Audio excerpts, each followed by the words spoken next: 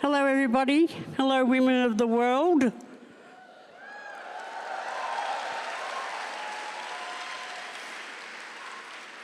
Hello, gentlemen. Your game, but hello, gentlemen. Behave yourselves. Make sure you give the women a cup of tea, okay? Please, honour them. My name's Annie Kerr, and I'm a senior Wurundjeri elder in my family line, and I have the privilege to be able to be here yesterday for our Indigenous Day, and I also have the privilege to be here today to welcome you to our country. So thank you.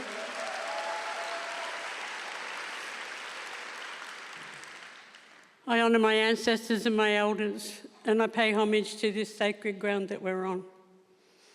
I wish to acknowledge all elders of different nations, all Aboriginal and Torres Strait Islander peoples, any First Nations peoples from across the waters, and I acknowledge you all, and I pay my respects to your ancestors, elders and families. I'm honoured and privileged to be here today on the traditional country of my grandmother and mother and ancestors to be able to welcome you. Lots of young ones here today. That's my granddaughter yelling out to me like...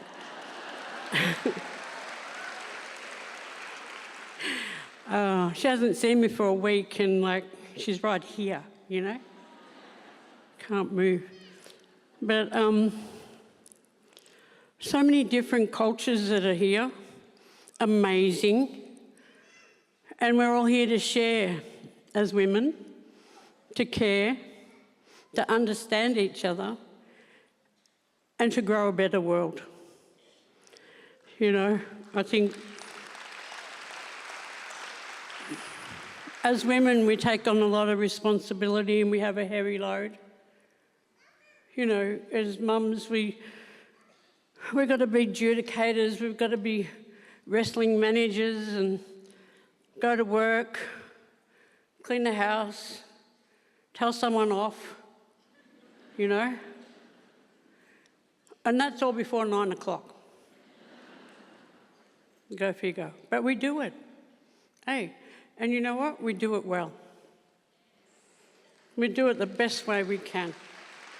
And I think that's, you know, sometimes we don't get a thanks. And you wonder, you know, waiting for one of your kids to ring for your birthday and you think, whatever, you know, thanks, you know. But when you see someone and they say, thank you, Arnie, for what you did. Thank you, Arnie, for looking after me. I had one that thanked me for making him eat his veggies. But to have that thanks from our community, any community, is so heartfelt and so important because it gives us that energy to keep going. We live in a world, unfortunately, where things aren't right. So it's up to us to change this world. It's up to us to be able to give each other the love and commitment that we are sisters. We are mothers and sisters, aunties and uncles, but above all, we are all sisters, and we need to stay that way. It's really hard to be far away from somewhere where there's people hurting. I get online and I'm probably going off topic, but that's okay. I get online and I think I need to talk to these women. So I do.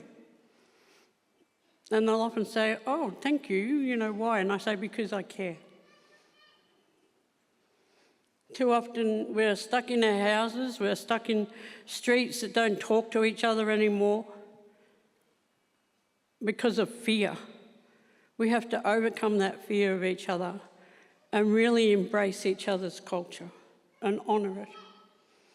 So I hope that you talk to each other. Talk to someone you don't know. Because I firmly believe if we can understand each other and our cultures, that we can live in harmony. When we live in harmony, we eradicate racism and stigma, and we pave the way for our young ones. They can live in peace and walk our streets without fear of any harm. And that's what we all want. Sometimes it's hard to talk to someone, but take that final step, because you'll be blessed with knowing someone from a different culture. I hope that you get time to see Melbourne. We're the best.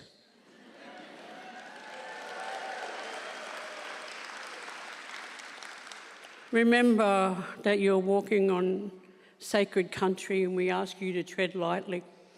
We ask you to follow Bunjil's law, and Bunjil's my creator, and that's not to harm the land or the waters, or to harm any of Bunjil's children. Those laws are 60,000 years old, but still today are relevant.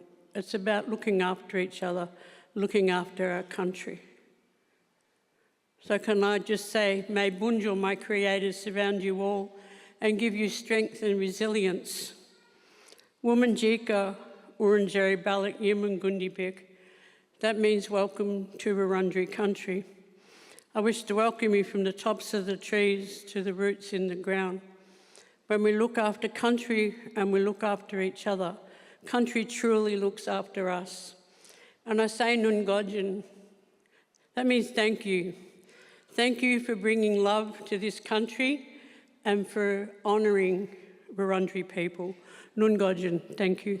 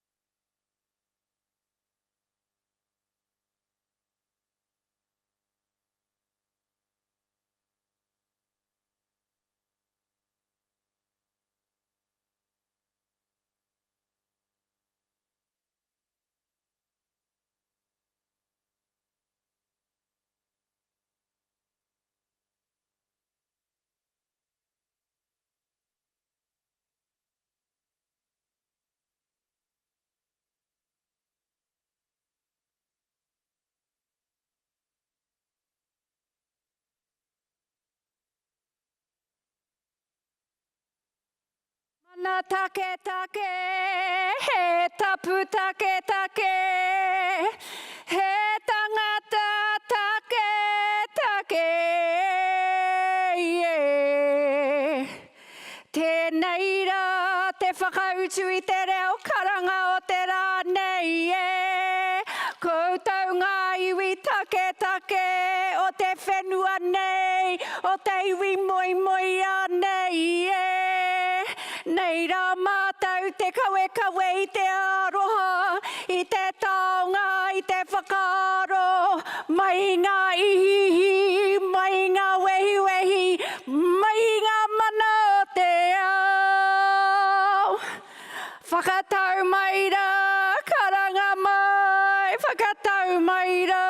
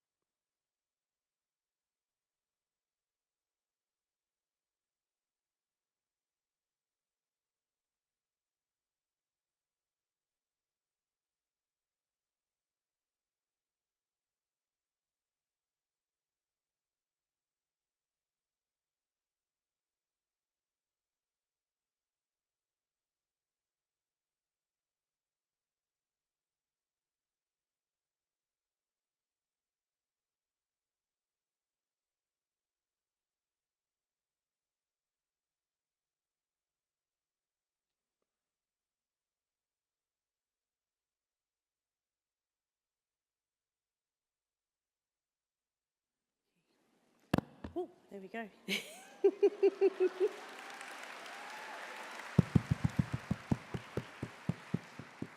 Oh, so we have had a big couple of days. We had pre-ceremony yesterday, Ani Dai, Jitty Jitties, 300 First Nations women, men and sister girls, and transgender and non-binary. It was a beautiful ceremony. So we're all in I think it's really nice to start a conference that way because we're all very zen. So right now we're here to bring that essence onto the stage as part of the welcome ceremony, and I want to say thank you to those beautiful cultural women for the karanga, to Ani Dai, after the welcome to country, her Womanjika.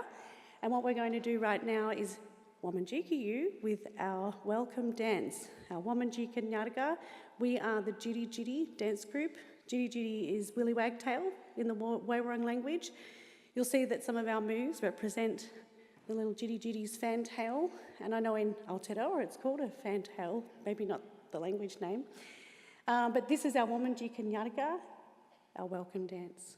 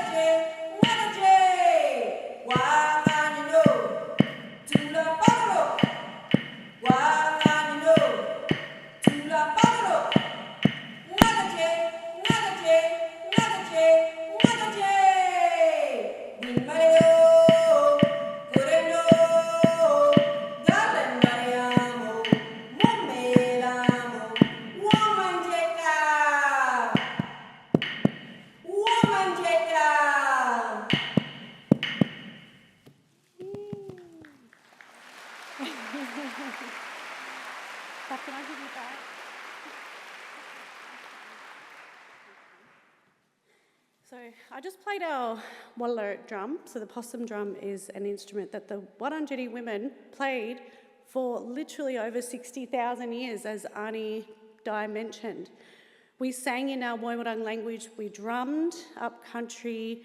You know, we didn't have the didgeridoo down here, but we do have a lot of permission. A lot of people have strong kinship, even family connections. So we wanted to really bring the drum into this space because that is our instrument here as Wurundjeri women.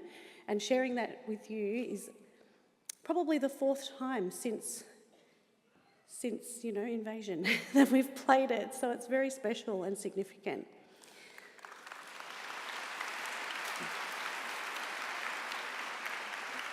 So our next dance is the Jitty Jitty. So as I mentioned, it's the Willy Wagtail. What this dance is about is the transmission of cultural knowledge and language and song from one generation to the next. So the Jitties in the front will be doing the moves which represent preparing for ceremony and getting ready for ceremony.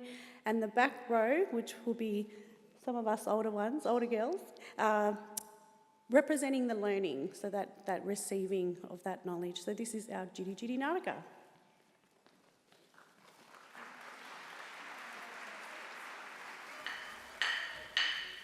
Weedy giddy owl, motopo. Weedy giddy owl, motopo. Weedy giddy owl, motopo. Jitty jitty, jitty jitty. Warananyen yargan yapo. Warananyen yargan yapo. Warananyen yargan yapo. Jitty jitty, jitty jitty. Dumbanyen yarga dulap, dumbanyen yarga dulap, dumbanyen yarga dulap, jitty jitty, jitty jitty. Waramban yarga bulak kudamba, yarga bulak kudamba, yarga bulak, jitty jitty, jitty jitty. Brokok nyarga maram brokok nyarga maram jiri jiri jiri jiri nyarkanya yalengos nyarkanya yalengos nyarkanya yalengos jiri jiri jiri jiri mundanai nyarga bulak mundanai nyarga bulak mundanai nyarga bulak jiri jiri jiri jiri.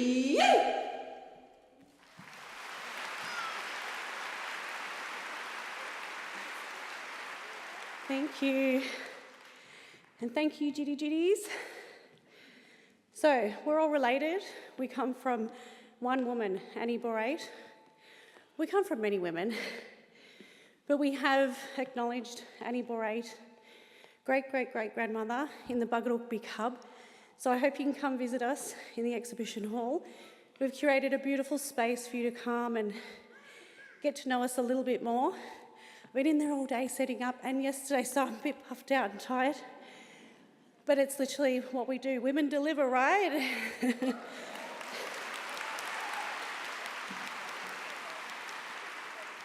So our final dance is our Bullin Bullin. You might have guessed by now that we have lyrebird feathers. Bullin Bullin is a lyrebird.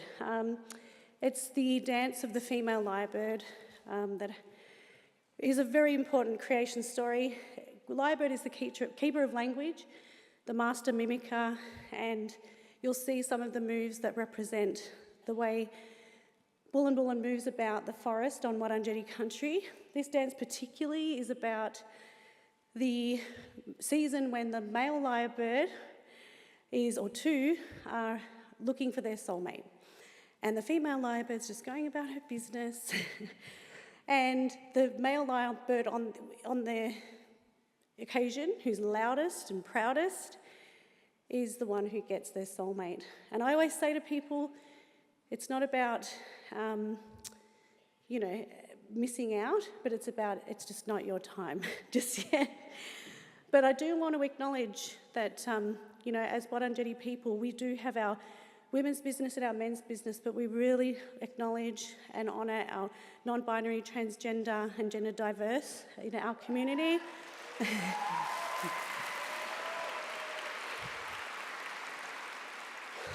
And it was never a label. We didn't need to have a word for it, but we acknowledge that. So Balanon Yang Wangat, Naranik Stacey, Wananjeri Willimik, Wananjeri Balakut, Ba Jajawarang, Ba Nulai Marang, Ba Bagaroks of the Jiri Jiri, Mundanai Murup Kalada Bidarang, Mundanai Luwik Bulok Nugalik, Mundanai Willambik, Mundanai Tharangok Bik, Wurawuru Bik, Murnmut Bik, Banya Bik, Bik Dui, Ba Bikut.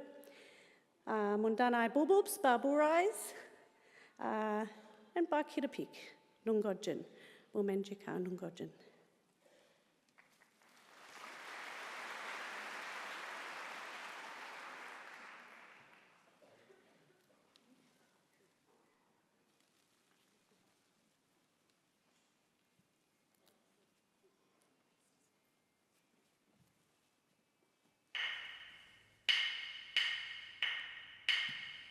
Ngandak nyulu pulak, ngagan nyulu pulak, yingan nyulu pulak, dapati nyulu pulak, dapati nyulu pulak, karangin yungje, balik yungje, karangin yungje.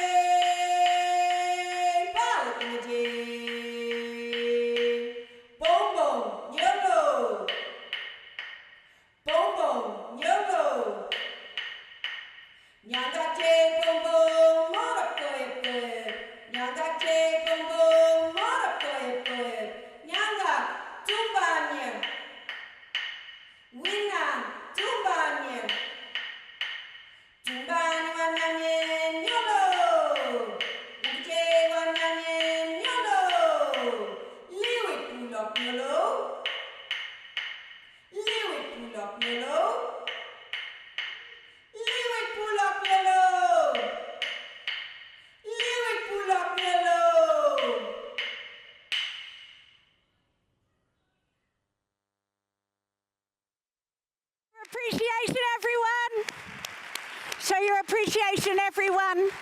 It is only right that the first voices on stage of the Wurundjeri Woiwurrung, the people of this land,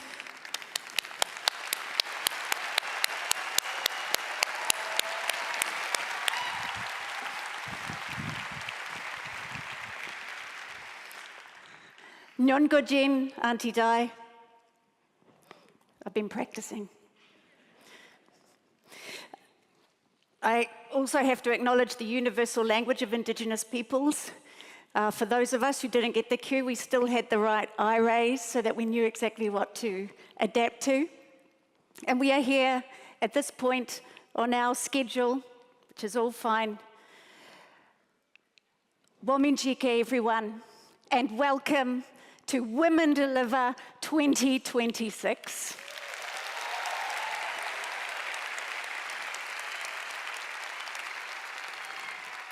It is a joy to have you all here in Naarm in Melbourne, Australia. My name is Miriam Nahond.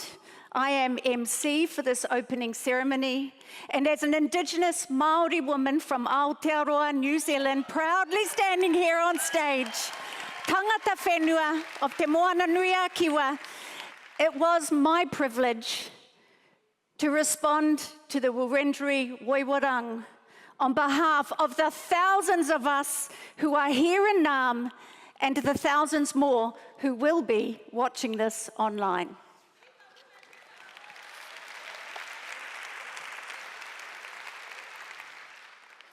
My karanga, my call, acknowledged Auntie Di and the Wurundjeri and all peoples of the Kulin Nation. We acknowledge your unceded sovereignty and your ongoing, unbroken resistance.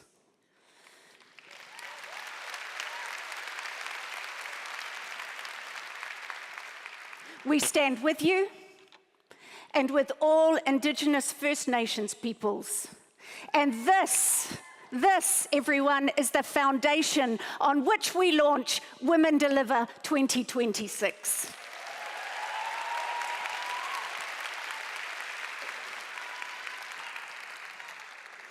This is the world's largest convening on gender equality and the rights and health of girls, of women, and gender diverse peoples. And for the first time, we are here in the Oceanic Pacific, in Te Moana Nui a Kiwa. Let me hear it, whānau. Woo!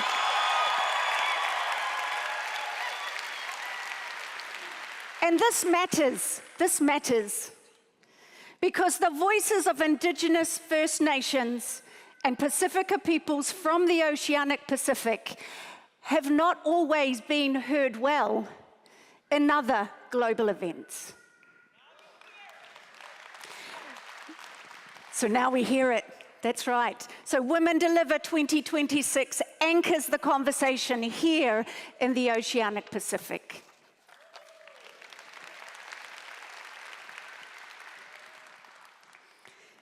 We have more countries represented here than ever before. I can see you. And I acknowledge your languages and the peoples you represent.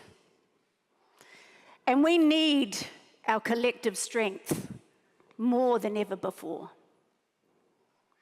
I stand here as a journalist, but perhaps more importantly for this moment, as a mother of 11-year-old twins, a boy and a girl. And sometimes looking towards their futures can feel heavy. And I know it's the same for many of us in this room.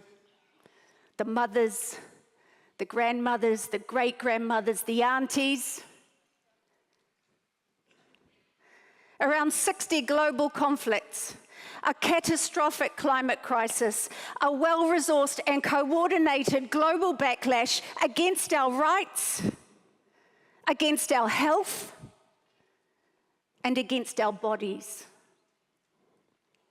Since Women Deliver in Kigali, we have watched misogyny try to go mainstream. Not on our watch.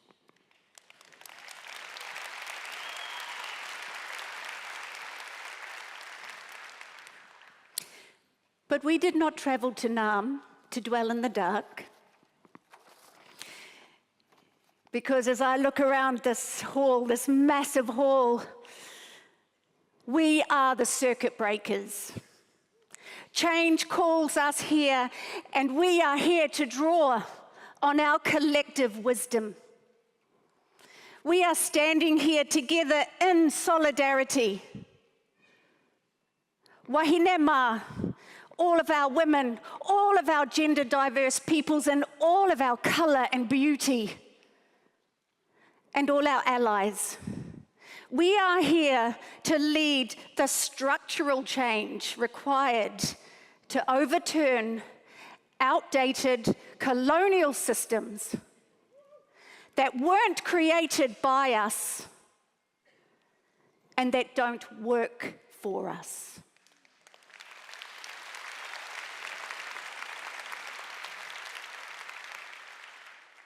It is time, e te iwi. It is time to shift resources. It is time to shift representation and decision-making to those who are doing the work on the front lines. This is why we are here. It's time to make that happen. And tonight, we will hear from leaders of the host nation, Australia, and the host region, Oceanic Pacific, Te Moana Nui a Kiwa. So please join me in welcoming the Governor-General of Australia, the Honourable Sam Mostyn, AC. Haere mai, Sam.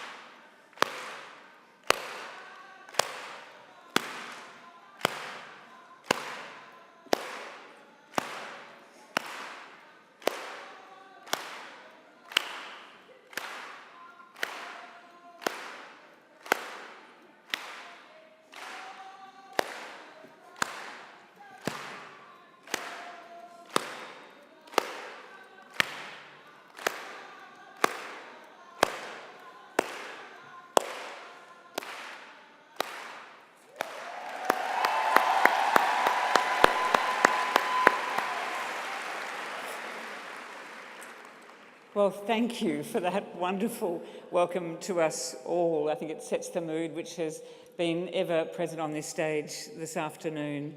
Thank you, Mariana Hon, for your very kind introduction and a powerful reminder as to why we are all here for Women Deliver. Of course, I want to thank Aunty Di Kerr, OAM, and your granddaughter at the beginning of your welcome for welcoming us always so beautifully and personally to your country. As you said, we are all sisters. So lovely to be reminded of that from Aunty Di. Thank you to the Wurundjeri dancers who reminded us about the power of song and dance, and of course the Karanga response to Aunty Di that was so beautifully done, that represents so much about the relationship between First Nations people across the Oceania and Pacific region and Australia's First Nations people. I acknowledge the Wurundjeri Woiwurrung of the Kulin Nation as the traditional owners of these beautiful lands, waters and air.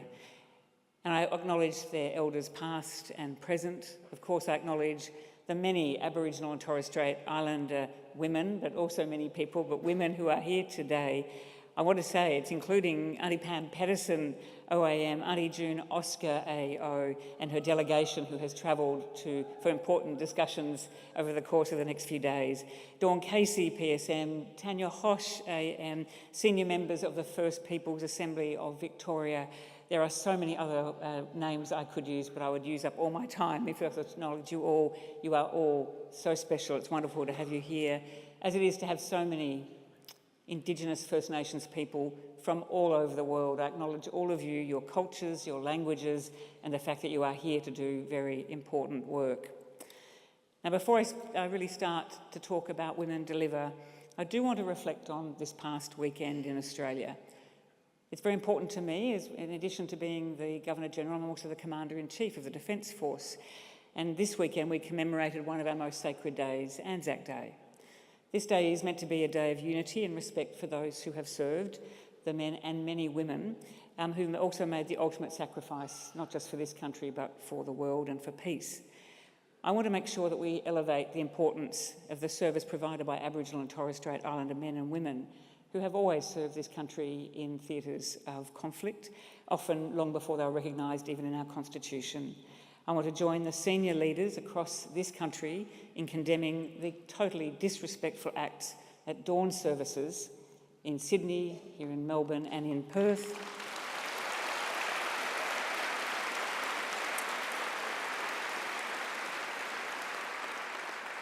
It was disgraceful. It looked to diminish the very important role not only of acknowledgements and welcomes to country, but to the extraordinary role and gifts that Indigenous people have played, often unrecognised in our storied history, including our defence story. This afternoon, I want to, of course, acknowledge the Honourable Feleti Teo OBE, Prime Minister of Tuvalu. I'm so pleased to welcome you and your wife. I'm so pleased to welcome you and your wife to Australia. I'm very much looking forward to our formal meeting tomorrow, but it's so important you are here, given this is this is being hosted by Oceanic Pacific. It's so important to have you here in Australia.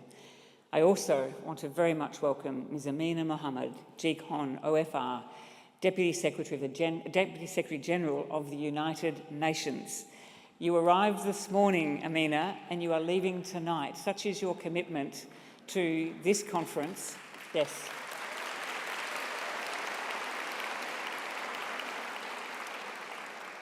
Your role has always been vital as one of the most senior people in the United Nations, but it is now relentless. You are at the centre of the multilateral world, which we all hope can survive. But looking at your travel schedule, I know that you're travelling the world and then back to New York to make sure we protect the human rights and the freedoms of those that have relied on the United Nations in all of its work.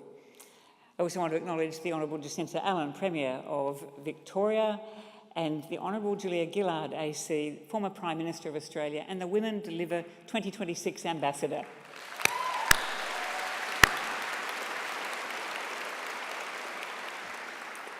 We also have joining us Senator the Honourable Katie Gallagher, Minister for Finance and Minister for Women, doing a powerful job, as she has always done, in ensuring that in Australia we are paying attention to gender equality and being linked with the finance portfolio, knowing how important this is for not just for gender but for our economic survival.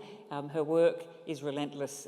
She continues to show up for all of us, and I want to thank you, Katie, for all the extraordinary work you've done for us. Dr. Malia Khan is known to all of you, I hope, President and Chief Executive Officer of Women Deliver. I want to especially congratulate you, Malia, to you, your team, for delivering this profoundly complex and globally important event.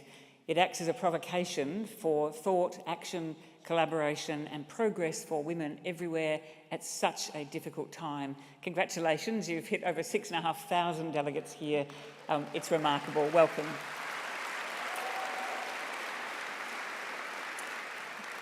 Just near you is a very important former Prime Minister of New Zealand, the Right Honourable Helen Clark, ONZ.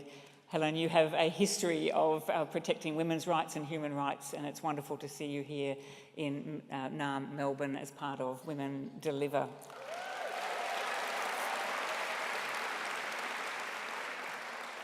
There are many, many distinguished senior members of the governments of our friends and neighbours from around the world, many, many diplomatic representatives. It's wonderful that you're all here. And there are many distinguished members of the governments of Australia and Victoria, past and present. It's wonderful that you're all here. There are many, many Australian women organisational representatives here. I've seen in the audience Padma Raman, Michaela Cronin, Michelle O'Byrne, Natasha Stott-Despoja, Sue Ann Hunter, Dr. Anna Cody, and so many more. If I've left anyone out, it's because you are here representing some of the most important organisations for women in our country. Now, as Governor-General, I'm so delighted to welcome you all to Naarm, Melbourne for this important gathering. In 2026, it is in this city that we celebrate the site of a very special Australian anniversary, the place where, through federation, our modern nation dawned 125 years ago, but always remembering the very long, long history of this country well before that date. Today, that chapter is simply part of our nation's braided story of 65,000 years of continuous Indigenous history and culture and language, always shared so generously with all of us who have ever come since. The stability, equality and prosperity that is assured by the strength of our democracy and the institutions of our government. And of this modern chapter of optimism, of belonging and of progress, underpinned by one of the most remarkable stories of multiculturalism, with more than 8 million migrants and 1 million refugees welcomed to this country, now Australian citizens. It's a story woven through the lives and accomplishments and contributions and aspirations of many, many men and women, but it is the women's stories that are often untold, unheard and unrecognised. Always, though, important and consequential as they are right now. Now, I am proud to be Australia's 28th Governor-General and only the second woman to hold this office. Now, hold your applause. Hold your applause, it's not for me. I wanted to acknowledge the first woman that served as Governor-General, Dame Quentin Bryce, AD CVO. She was the pioneering leader. She showed compassion and vision as the first woman to occupy this office. And I think we all in Australia owe her a debt of gratitude for her generous wisdom and leadership, which continues to this day. She framed the role that I now sit in as finding a balance between honouring tradition and being thoroughly contemporary. Another Governor-General, Sir William Dean, who is still alive at 95 in Canberra, also told me before I started in the role that the Governor-General role must be grounded in compassion. It's a very simple thought, isn't it? And what we all want. There's an echo of those two ideas in the framing of your conference, a pathway to sustain the movement, a process that acknowledges the striving, struggles and advances of the past, really very much as the buttress of our future success. Now, every first strives to open the door for all women who come after. And at this moment, Australia is happily celebrating a number of firsts. Lieutenant General Susan Coyle, AM, CSC, DSM, was recently appointed as the very first woman in our history to command the Australian Army.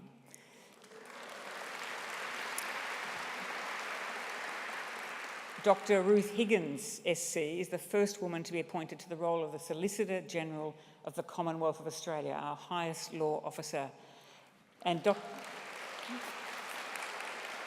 Dr. Catherine Bennell-Pegg, the first Australian person, not just woman, but first Australian to qualify as an astronaut under our flag, is the 2026 Australian of the Year, and we hope she gets to space very soon. And there are many, many women I could point to who now hold the majority of our senior governance and financial leadership positions across this nation. All are extraordinary in their respective fields, and all are so much more than their gender or their gender identity. Just as all the remarkable women at this conference representing all the vital international organisations, we are all bigger than our gender. But we all know that each of them, the firsts, like Dame Quentin and like those I've just mentioned, and so many in this audience, the first and the seconds and the early leaders have always weathered criticism simply because of our gender. And as the women of the world gathered here today know, the gendered language of opposition is alive and well, and we've already heard on this stage that it goes to every part of our being. I think and I hope I speak for all the women who step up into positions of leadership and authority, particularly as firsts, but not only the firsts, in saying the least interesting thing about us actually is our gender as leaders. In fact, the most important thing for a generation of young women and men across the globe is to know there should be no barriers whatsoever, gender or otherwise, to the very best people assuming leadership in our society in this complicated, complex and ever-challenging world. We need the very best, and women are often the very best, and we've not been at those tables. The great scholar Mary Baird, in her slim book on women and power, reflects very deeply on the history back to the Romans of the exclusion of women from public speech and public discourse. As she says, no one hears us even when we speak. And she asks, how can we be heard? And rejects women being resituated on the inside of power, suggesting that power itself must be redefined. Now, what might that look like? It probably looks like this conference. Decoupling power from privilege. It means thinking collaboratively about the power of followers and not just of leaders. It means, above all, thinking about power as an attribute and not as a possession. Now, you've all come from around the world, from places near and far, to discuss the extraordinary challenges and difficult issues of our time. I want to especially welcome the Oceania Pacific family who've given so generously to set the agenda for the Women Deliver conference as a framework of ensuring that we pursue equity and sustainability. It is a privilege to have so many from this region guiding us in our work. We'll continue to learn and listen to you. Thank you all for travelling here and for setting the stage for Women Deliver 2026.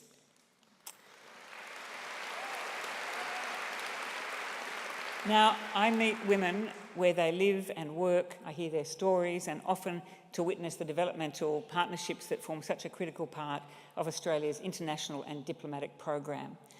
As we convene today, we're united by a shared determination to advance social equality and participation, to establish effective voices for sustainability, to achieve economic agency and autonomy, and to embed freedom from domestic and sexual violence as a societal norm, and to address the extraordinarily gendered impacts of the climate crisis. My role also gives me the extraordinary opportunity to welcome women from around the world to Australia and to learn from them about the circumstances in their regions. Just in February this year, Her Excellency Dr. Hilda Heine, President of the Marshall Islands, visited me at Government House in Canberra. It was an historic meeting between women heads of state in the Pacific region, and it was a joyful opportunity to celebrate Dr. Heine's leadership and legacy for the women of the Marshall Islands and the Pacific more generally, inspired by her belief that all women have the right to be at the table, not just as decision makers, but as visionaries who drive the conversation, as you are doing here. It's the same leadership and commitment to the future that I saw in the young women participating in the Pacific Emerging Leaders Summit in November last year in Canberra, leading and driving important conversations on climate change, social harm, ecological sustainability and sovereignty. They were building connections for the future to face the challenges now and ahead. These are young women delivering with all of their promise and potential, For me, this is women's power in action. And we do see that in Australia too. Most recently, the philanthropic generosity of She Gives and Australians investing in women is supercharging the impact of women philanthropists. And I'm so pleased that the brand new coalition of funders for women and families will collaborate on philanthropic investment in improved outcomes for women and their families. It's this coalition that has the potential to reframe the way in Australia funders think about their work and how we align giving to the broader community benefit, initially through women's health and women's leadership. It's so impressive that in this first announcement they've secured $32.8 million in new philanthropic commitments to the work of women's health and leadership. Now, of course, like everyone here, from wherever you come, I get to see women delivering in the practical hand of care in women's refuges, offering women and their children fleeing domestic and family violence a place of safety, care and kindness where they can find the courage and confidence to rebuild their lives. In Australia, I see the grassroots voices of the National Rural Women's Coalition, who always speak about the contributions and women's needs living in rural, remote and regional Australia. The enduring care of the institution of the Country Women's Association, advocating for sustainability for women and families for over 100 years. It's often a story untold, but when I travel to the CWA meetings, I often see the SDGs up on the wall as a commitment to a better future. And then there are things I get to see, like the distinguished health and medical researcher, Professor Anne Kelso AC, who recently shared with me why she has focused so intently throughout her career on championing gender equity and diversity in the laboratory where she works as the only way, the only pathway to innovation.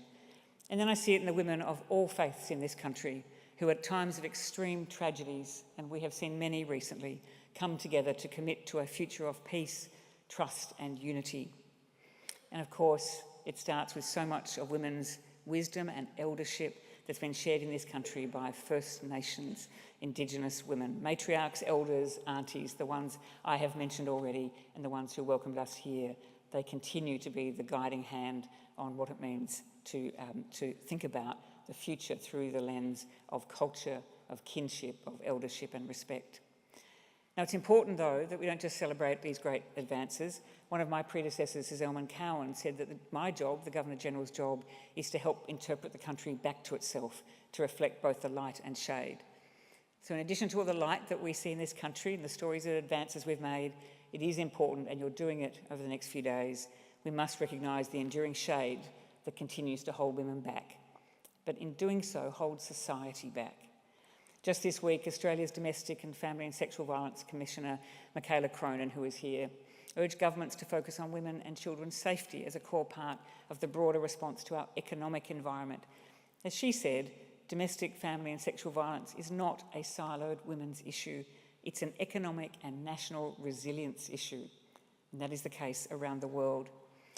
And just today, I've travelled from 2 very special days along the Colac, Otway and Surf Coast Shires along the Great Ocean Road of Victoria, keeping a promise I made to the mayors there earlier in January when their communities faced extreme danger with the impacts of fires and floods and a long period of drought.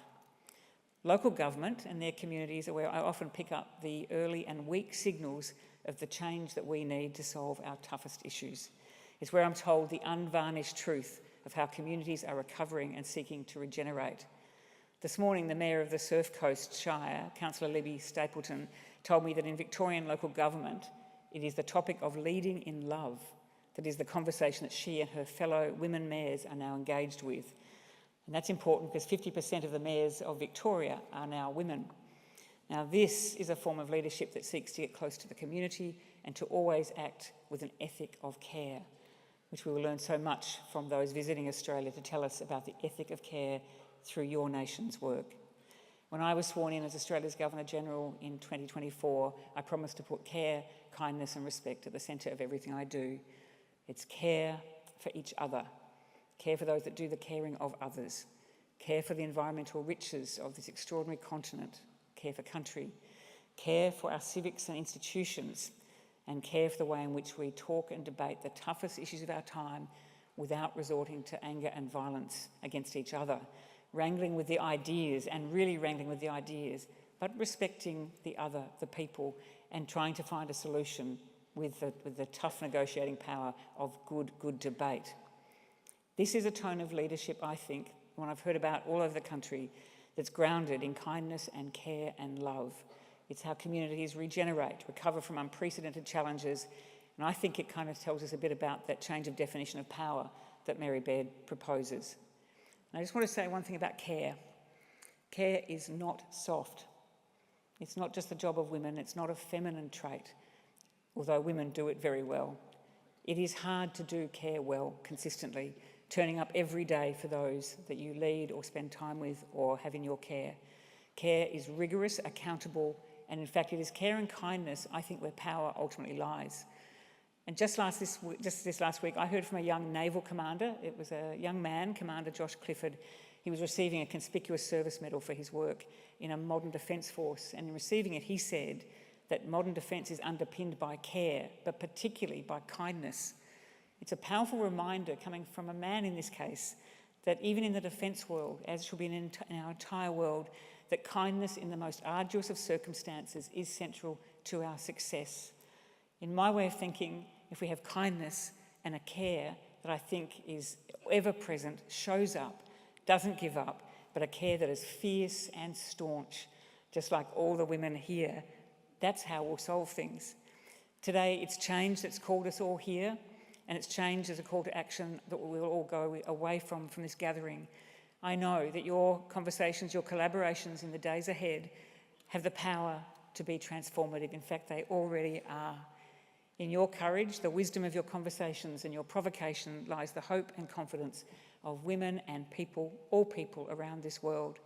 I very much look forward to reading your Melbourne Declaration and to the work that lies ahead. There has never been a more critical moment to ensure that women can deliver.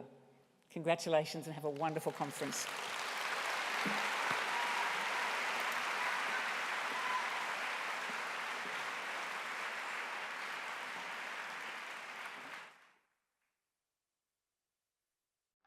Look around you. A vibrant tapestry of cultures, communities, and lived experiences, united by a shared purpose to create a world that better serves women, girls, and the gender diverse. Today we meet on the unceded lands of the Wurundjeri Woiwurrung peoples of the Kulin Nation, where generations of First Nations have pioneered ways to resist, thrive, and imagine brighter futures. It's the ideal place to bring feminist movements together at a moment that demands it. A moment where gender equality is sliding backwards and systems are denying us the justice we deserve. Since 2007, we've gathered to amplify our influence and advocate for change. Across 6 Women Deliver conferences, more than 30,000 people have advanced real change, mobilising investments from donors, commitments from policymakers, and pledges from governments. Expectations for Women Deliver 2026 are no less ambitious. And by being here, you're helping shape what comes next. By sharing your lived experiences, by listening to others, and by championing our shared purpose far beyond the closing ceremony. Now isn't the moment to sit back and watch. Now is a moment that calls for courage. It calls for action. Change calls us here. And we will answer.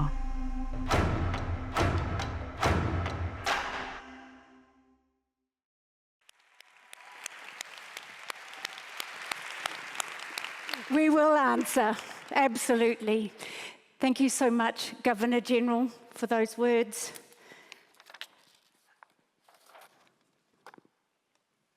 The next speaker is speaking on behalf of this region, the Oceanic Pacific. It is on the absolute front lines of the climate crisis, where sovereignty and gender justice are inseparable for us. So it is my great pleasure to welcome the Prime Minister of Tuvalu, the Honourable Feleti Teo.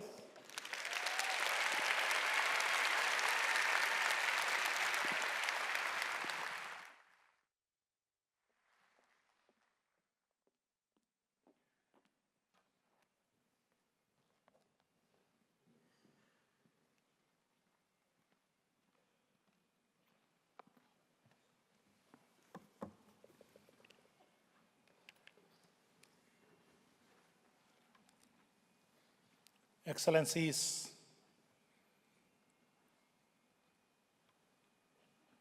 Madam MC, thank you for your very kind introductions.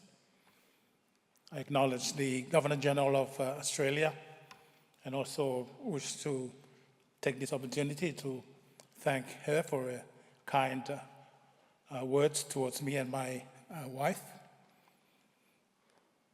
Let me firstly pay my respect to the First Nations leaders, the Indigenous people, and the traditional leaders and owners of this land, the Wurundjeri Woi-wurrung people of the Kulin Nation, on whose unceded country we gather this afternoon.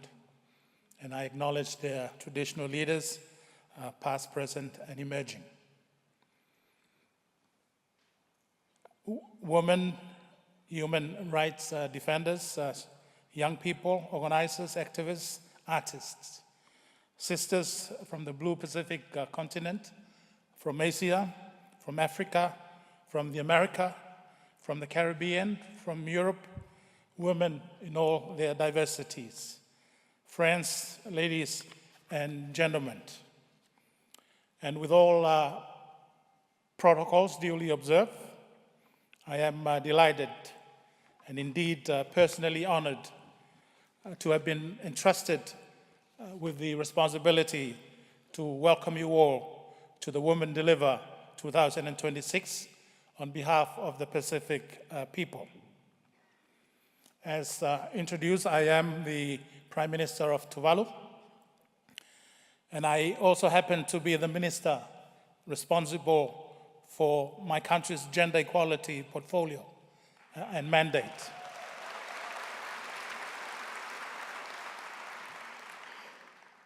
But I am not here simply because of those formal ministerial responsibility. I am here as an ally of the cause of the Women Deliver.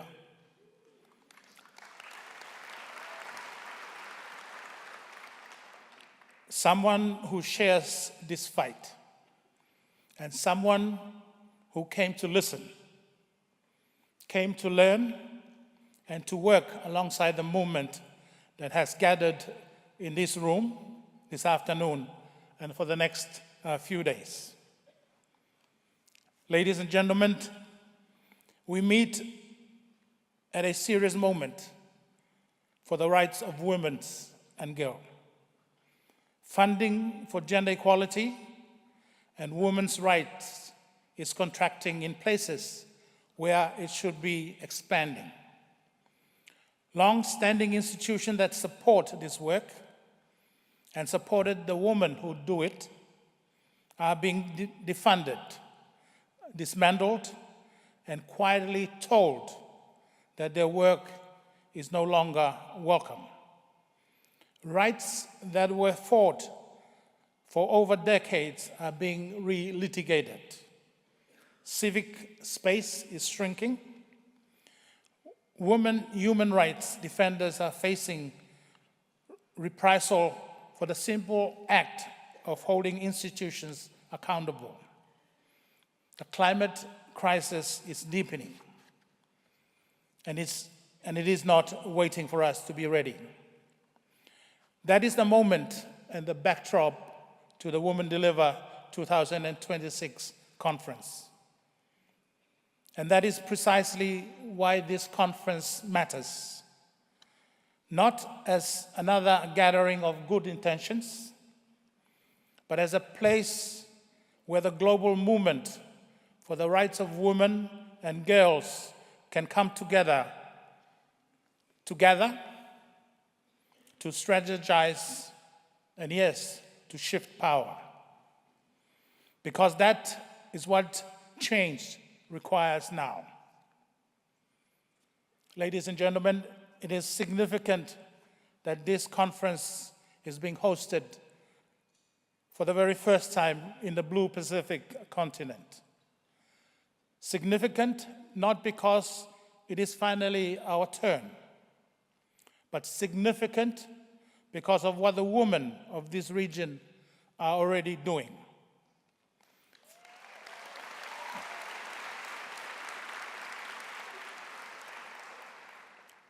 First Nation woman in Australia and Aotearoa, leading land-back movements and refusing to let the country forget what it is built on.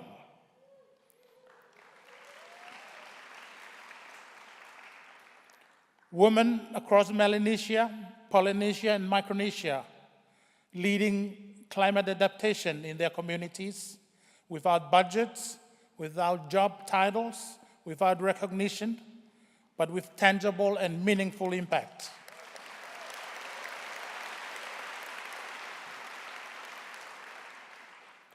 Pacific feminist organization holding governments accountable, including ours, and doing the daily work of changing what is possible.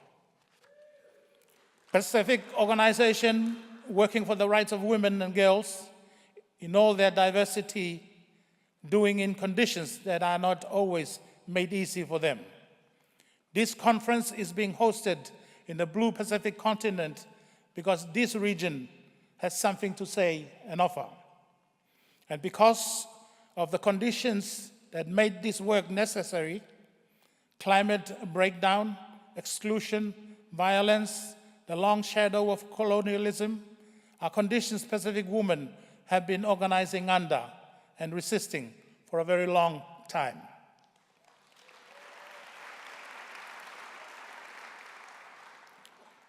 Ladies and gentlemen, I earlier mentioned that I'm not here simply because of my formal ministerial responsibility.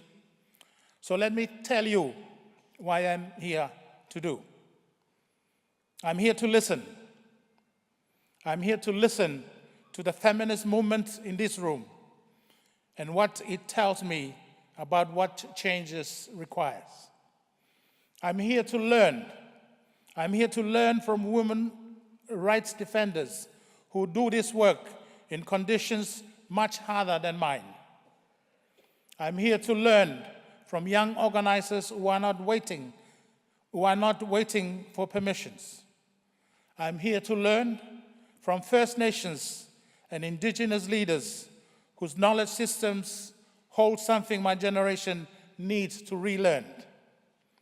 And I'm here to say plainly and simply that political leadership has a role in this fight.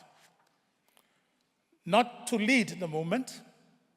The movement is led by those in this room and the millions they speak for. But to stand with it, to defend the institutions that carry this work, the regional networks, the women's organizations on whom the daily safety of women and girls depend, to defend the civic space in which feminist activists, women human rights defenders, and women and girls in all their diversity can speak, organize, and hold power accountable. To name climate injustice as a gendered crisis, and to make sure that the climate response is right-based, gender responsive, and led by the woman most affected. And to be honest about where my own country, like every country in this room, there is still a lot of work to be done. And I am heartened and encouraged by the presence of many political leaders here in Melbourne this week for and at the margins of the Women Deliver Conference. From the Pacific, we are also bringing something to this conference, not simply our presence, but offer the way we do things in the Pacific. In Tuvalu, we speak of Aufia. Aufia means taking care of one another in our families and communities, and taking care of the land, the ocean, and the shared future. Aufia is not a sentimental language. It is a political principle. It is the basis of social stability, resilience, and survival. Because a society cannot be resilient unless it is built on care. Care is how dignity is protected. Care is how communities survive hardship. Care is how we honor future generations. In Pacific societies, we also know the meaning of falepili, a Tuvalu cultural value of good neighborliness, caring relationship, mutual obligation, and trust. For those that may not know, falepili is also the name accorded to the recent landmark treaty between Tuvalu and Australia, which constitute the new foundation for Tuvalu-Australia future relations. A relationship that is not built through rivalry and competition, but through proximity, obligation, and trust. These are not Pacific concepts only. They are the same instincts that this movement has always carried. Solidarity, mutual aid, collective care, the simple insistence that no one should have to survive alone. Ladies and gentlemen, so this is the spirit in which we welcome all of you, not as observers, but as participants in the same fight. The next 4 days will not solve every difficulties, but they can do something more important. They can remind this movement of its strength when it gathers. They can remind every political leader watching that the global movement for the rights of women and girls is not retreating. It is gathering, it is strategizing, and it is preparing to shift power. That is what change calls us here to do. And in that work, the government of Tuvalu and Pacific countries and I personally stand with you, not as a courtesy, but as an ally. And on behalf of the Pacific, welcome to Women Deliver 2026. We are glad that you are able to be here. And let us begin. Faftailasi, and thank you. Tuvalu Modetua.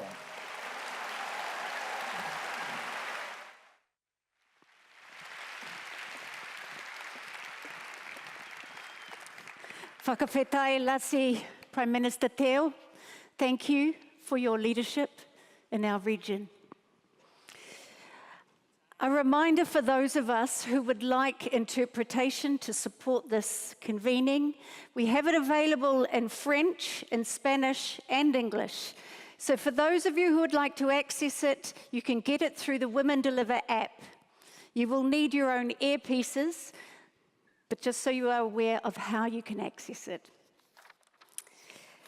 We hear now from a leader who has shown defiance and political courage.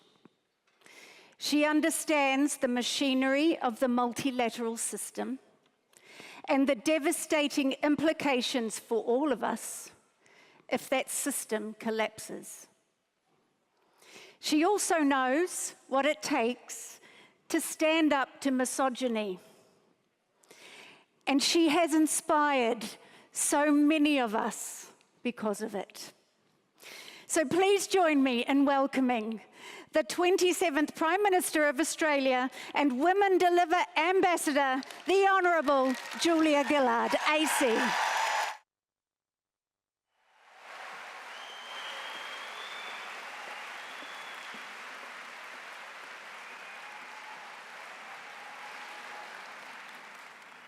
Thank you very much for that generous introduction. I too start by acknowledging the traditional owners of the land on which we meet, the Wurundjeri people of the Kulin Nation, and I pay my respects to elders past and present and extend that respect to all First Nations people here today.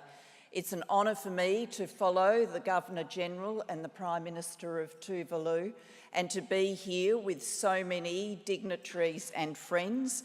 I will adopt the acknowledgements given to you by the Governor-General, but a particular shout out to two people, to the Premier of Victoria, Jacinta Allen. Thank you for being with us and for your support for this event. And to Senator Katie Gallagher, Australia's Finance Minister and Minister for Women and a very dear friend of mine. Thank you for your support of this event and the incredibly important work you do to lift women up.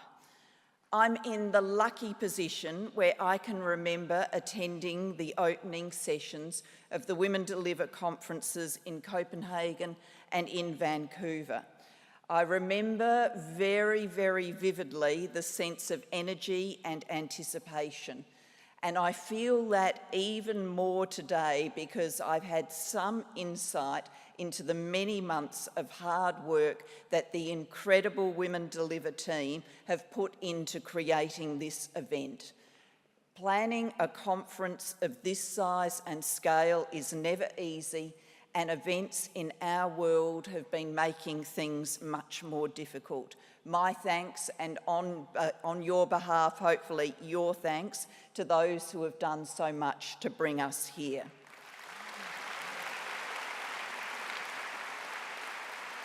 And I'm really just so delighted we are finally here together. An amazing few days lie ahead. I know from my experiences in Denmark and Canada that an incredible dynamism and wave of energy is unleashed when thousands of women and supportive men come together with the aim of changing the world so every girl and woman has control over her own body and life. That's a sentiment that resonates in every part of the world, including in our region. I'm pleased and proud that Women Deliver has come to Australia, and for the first time, the conference is marshalling global attention on the women of the Pacific and First Nations women of Australia.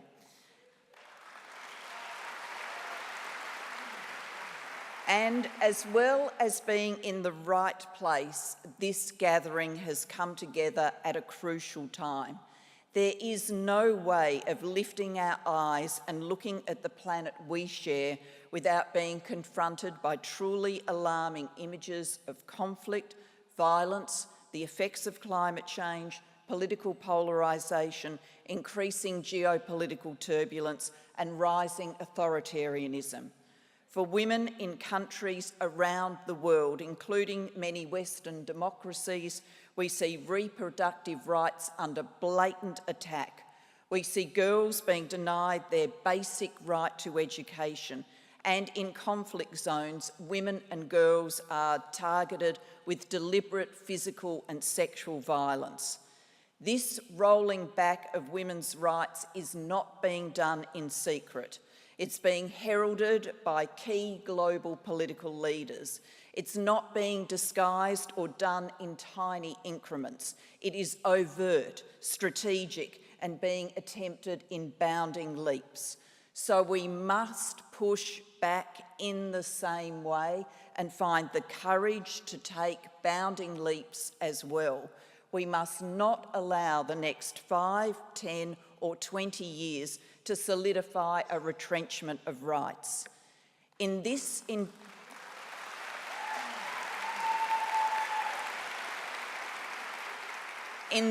environment, it can be hard for governments to foreground gender equality. Some people are likely to say the economy is not creating the opportunities we need. There's a cost of living crisis. Healthcare isn't delivering what we want it to. We're worried about education. AI is going to take our jobs. We're worried about climate, about war. And you're stuffing around with gender equality? But gender equality is not a luxury, and gender equality is not just an issue for women. Research,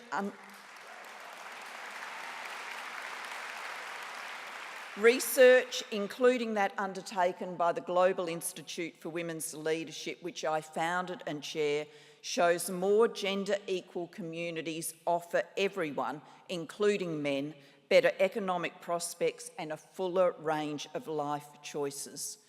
We have not always been as loud as we should have been about making out this case, and so-called populist movements have exploited this and worked to create the impression that gender equality is a zero-sum game where if women and girls get more, then men and boys must get less.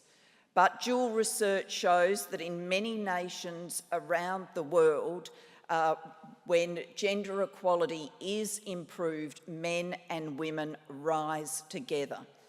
We need to make sure that we are continuing to make this inclusive case for gender equality. Our research also shows that support for gender equality has gone backwards in many cases, and that does mean that we need to retool our narrative and our campaign efforts. Coming together in this great city in such large numbers, we have the opportunity to think again about how we best ensure everyone is brought along on this journey. Everyone comes to understand that a gender equal world is a better world for all, and everyone is prepared to actively engage to build that world. So, what can we do to build more community support? What narrative shifts do we need to see to harness energy and action? And how should that action be best delivered? These are the complex set of questions that no one will solve alone. We will only solve them together, and that is what we can do here. And of course, there is more to think about and do than even those complex questions. Last year saw a crash in overseas development aid, a 23.1% drop, which is the largest annual decline on record. This is funding that was dedicated to health, education, and sexual and reproductive rights that saves and improves lives in the poorest places on our planet.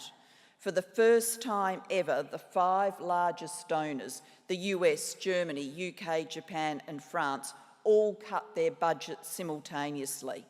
These 5 countries accounted for a 95.7% of the global funding decline. The United States alone accounted for a staggering 56.9% of the cut.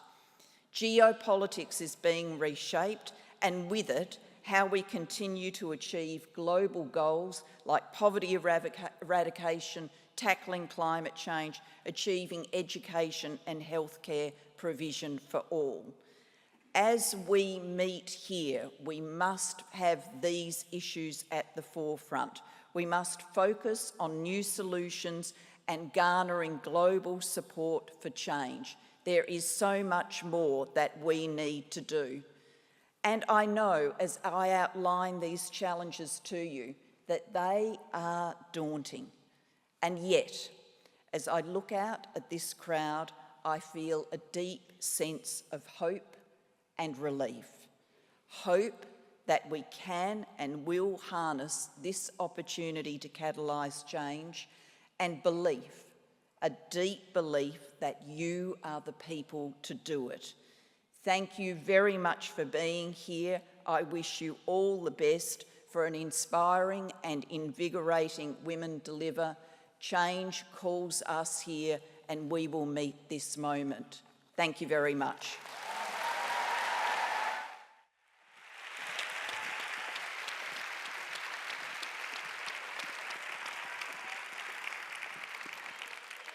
Ngā mihi ki a koe te rangatira.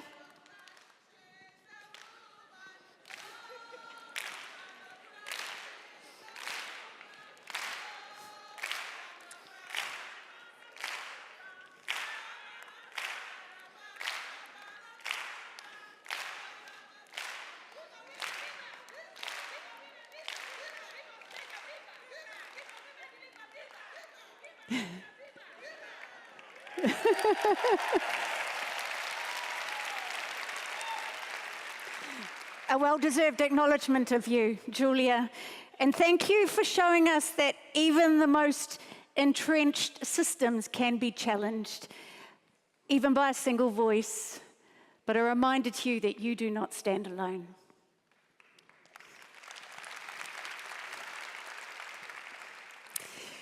Our next speaker has joined us for a flying visit, but a very important visit. Delivering remarks on behalf of the UN Secretary-General, please welcome the Deputy Secretary-General of the United Nations, Amina Mohammed.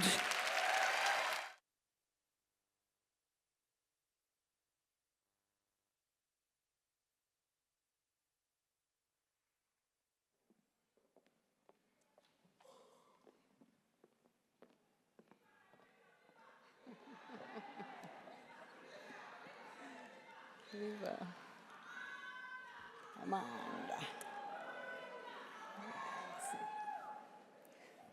That's Africa for you.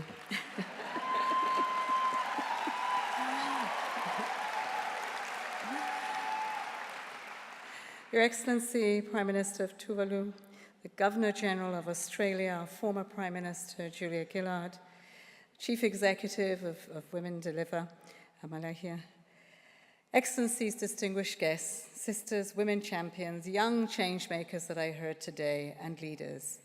It is an honor to speak to you today, and I'm glad to be back in Australia. My thanks to Auntie Dee, the welcome to country, and to the Wurundjeri people of the Kulin Nation, whose land we gather.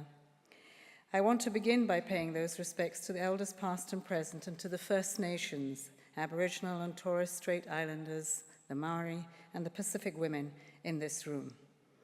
Ngushan to all of you. Friends, we're gathered here today for the first time, as we heard earlier, in history of this conference in Oceania from Kigali. But let me say, this has come of its time, at the right time. I want to give deep congratulations to the leadership of Maliha Khan, my sister. You prove every day of your working life that women deliver. Thank you.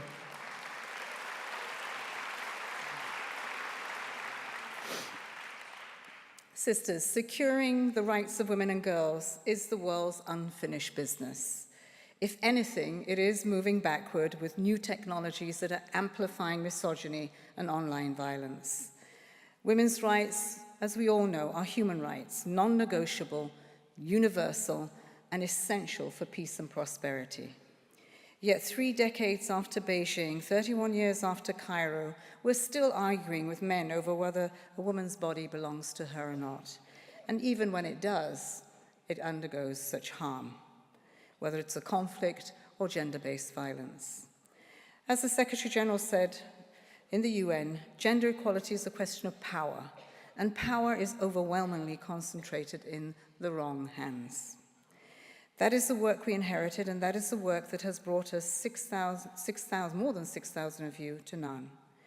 We are all here, civil society, governments, academia, grassroots organizations, indigenous peoples, women with disabilities, young people, members of the LGBTQI+ community, all to move the women's rights agenda forward. This gathering is the momentum and the muscle that we need to keep fighting for women's rights. It is a chance to hear your voices and amplify them in every part of the world. It is a reminder that we have to fight to keep the ground that we have won, and that there's a great deal more of it still to take by using new tools and the tools in the box that we have and the mechanisms. Right now, the world is in chaos. More than a decade in the making, from COVID to the other conflicts, Ukraine, Iran, countless climate disasters, a loss of our moral compass in Gaza, Palestine. And as ever,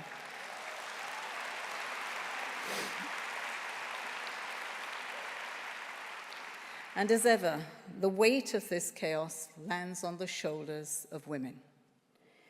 Men go to war and they look to win it. Women look for peace, because we know the burden of that pain on our shoulders, of the losses. Often men come back from war, they're celebrated, they're honored. When women come back from war, they're often damaged, they're discarded.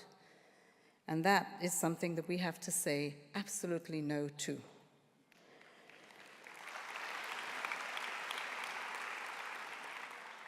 The resources to respond to the challenge are shrinking, not growing, and Julia gave us an account of that. The decade-long trend where development assistance for gender equality was on an upward trajectory is coming to an end. I was in Nigeria, my home, recently, and I went to see what the new scramble for Africa looks like on the ground, and it is artisanal mining.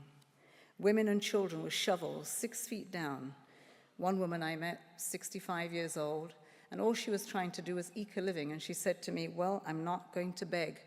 The money I'll get here will help keep my 6 orphan children whose sons of hers had died. hauling those loads should not be on any human back, especially women and children. Whole communities damaged and suffering so that their own minerals are extracted for foreign use. Not only are they eking out a living, but they're doing this also with their lives at risk against the backdrop of conflict and insecurity.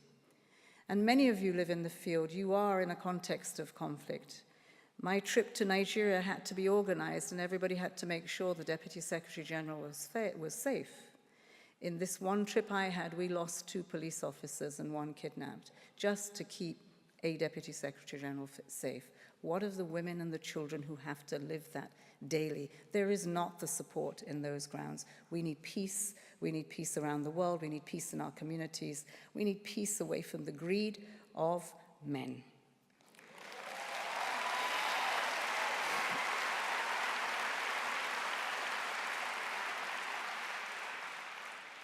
And so do I accept what I saw in Nigeria? Absolutely not. No more than I accept what is being done to the women and girls elsewhere in the world, including the Pacific. And that is why we stand here, to bring visibility to it, to amplify the voices that the world is tuning out, and to call it out. Nowhere is that clearer than here in the Pacific. You're suffering from multiple shocks caused by the climate crisis, and you are on the front line of the response. But you're not the victims of climate change.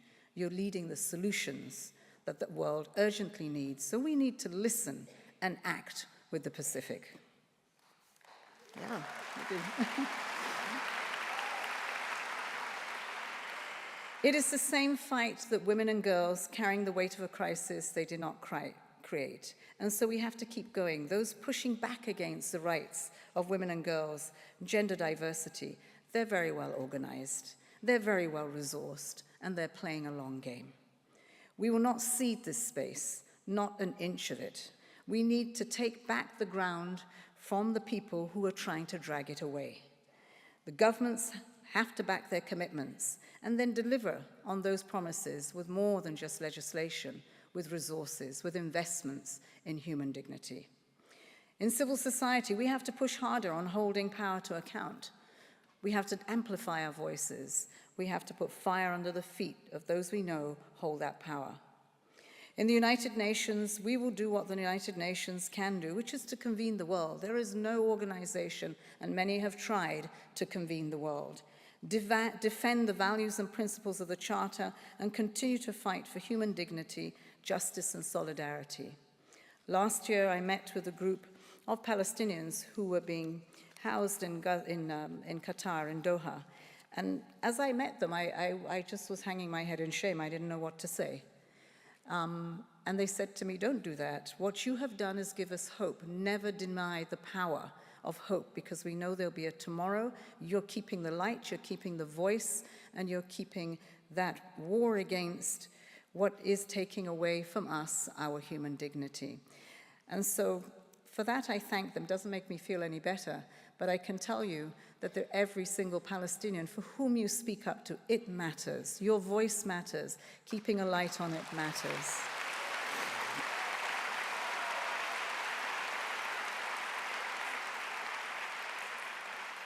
So let's continue to act on those values and principles at every corner of the earth. In the world of the strong man, in the world of the bully, words like peace don't matter. I've been told in many rooms that, Amina, why are you talking about peace? This is not the issue today. This is about power. But power to oppress is not power. It's weakness. It's the bully. And I think every one of us has met one of them in the room.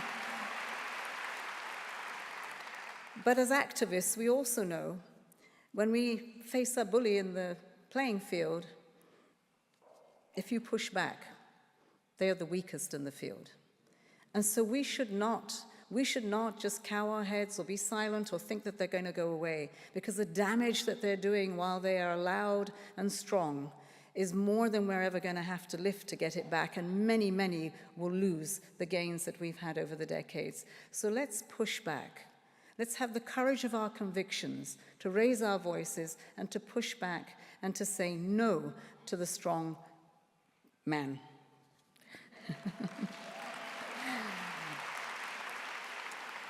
Multilateralism is under attack and the crises keep coming. United Nations is trying to respond. The UN Secretary General's UN 80 reform is about making the UN fit for the world that we're in today, and it's not a very pretty world. We haven't delivered, and we've said it again and again, our agency, our bodies, still not ours. The ground beneath us is not only shifting, but it is caving in, and we must fight to claw that back. We've also said that the UN 80 gives us a chance on many fronts. We will try and we will fight to keep our mandates. We will put them in bigger vehicles that will go further and faster. And it will be more and not less. But we're not going to be able to do that without you. In the same way that Cairo and Beijing were won, it was by the ambition of civil society. Yes, there were leaders, but it was civil society that gave it ambition. And so 2030 and beyond must be our horizon for all women in diversity and boys. SRSH, GBV, economic opportunity, women's rights, the agenda is long and all of it must count. We will leave no one and nothing behind.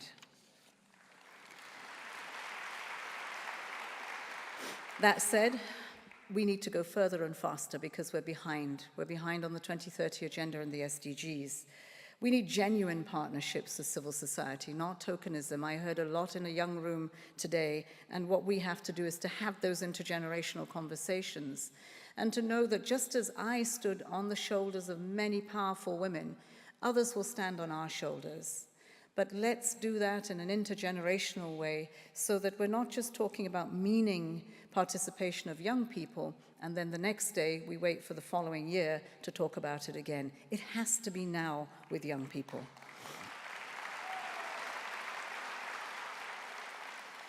So I will already begin to take what I heard this morning. I know it's just a few hours, but I heard a lot this morning from many civil society activists, and I take it very seriously. I will amplify those voices as we shape the different agenda that we have at the United Nations. I will take back the leaders who stood on this stage just before me into our conversations. We will take back the Melbourne Declaration, I hope to hear in the next few minutes. So I urge you to keep faith, keep showing up. Change called us here, and now the rest is in our hands. So women of the world, are we ready to deliver? Yeah. I didn't hear you. Are we ready to deliver? Yeah. Now you're talking. Thank you.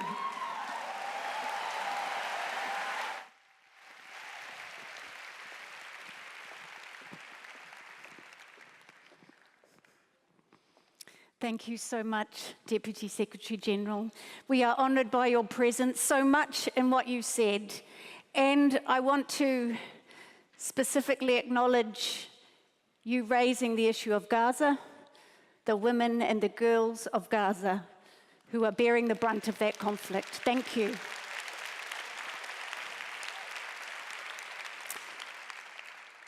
So now we ask, what will we collectively build at Women Deliver 2026? It is my immense pleasure to call on someone who is supremely positioned to answer that question. Please join me in welcoming the President and CEO of Women Deliver, Dr. Maliha Khan.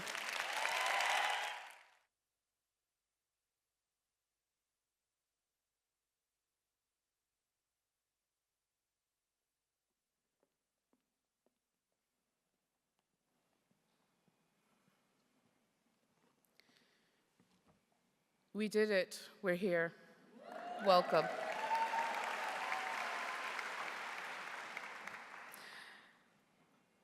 I want to start by acknowledging the First Nations people, the traditional owners of the land that were gathered here today, the unceded lands of the Wurundjeri people of the Kulin Nation. And I want to honor their elders past, present, and future. And I want to say that not only did when we asked them, are we welcome to your country? They said, you are, but we want to participate fully. This is not about you coming to our country. It is about us as fierce feminists also participating in the global discussion that is happening here. And thank you. I also want to acknowledge the thousands of Pacific Island feminists, those who have been able to make it here, and those that advocated like anything to make us come here.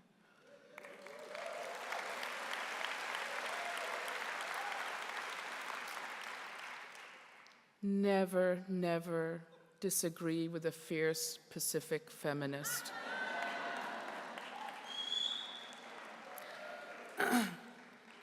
Of course, I would be very remiss if I did not acknowledge the support and the fierce advocacy that Australian civil society also said, come, we will host it for the Pacific, and we will participate, and we will help welcome everybody here. So thank you, all those hundreds of organizations that helped do that. And of course, and let me correct it, of course, the 5,990 delegates that are present here today. The exact count. But the best part of it is from 189 countries. That has far exceeded any number we've been able to gather before.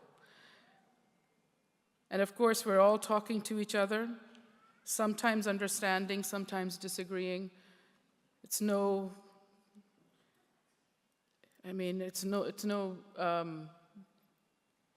Of course that's going to happen because we also speak 246 languages. That's how diverse we are here. So I welcome you. I want to start, we heard what the previous speakers said, and thank you everyone. Following a panel like that is very intimidating. Let me just take my breath there a little bit. I want to acknowledge all the issues that were put forward that we're facing right now around gender equality. We used to say it's going to take 125 years, 156 years, as if we could do it, but now we are contended with not only is it going to take that long to change society, but the very systems that we were depending on to make that change are being destroyed.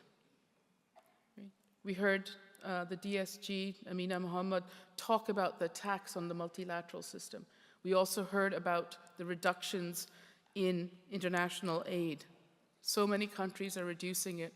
That is a direct attack on the very systems that were built to take gender equality forward, to make the feminist movement effective. But I also want to say that perhaps these systems were never made for us. Let us acknowledge that while a lot of progress has been made, and that we do owe a debt of gratitude to the people who helped support us, that we do want the countries that used to provide the bulk of the ODA to come back and to provide it again, but on our terms, not on their terms. It was always a colonial system. It was always put forward either as charity or in the national interests of these countries. I think it's time now to say that that aid should be restored, but as reparations. As reparations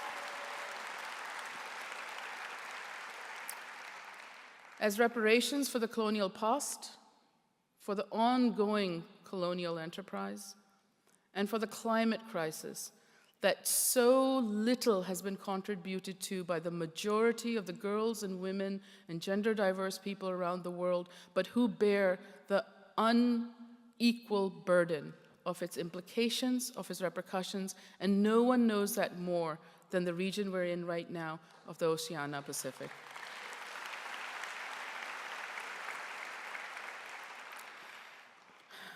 I mean, all of that is really doomy and gloomy, right? So some of you may know I'm from Pakistan, and go Pakistan. Where's my song?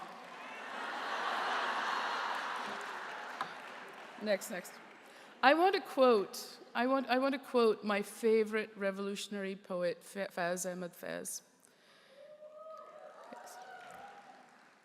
Dil na umeed to nahi, नाकाम ही तो है लंबी है गम की शाम मगर वो शाम ही तो है.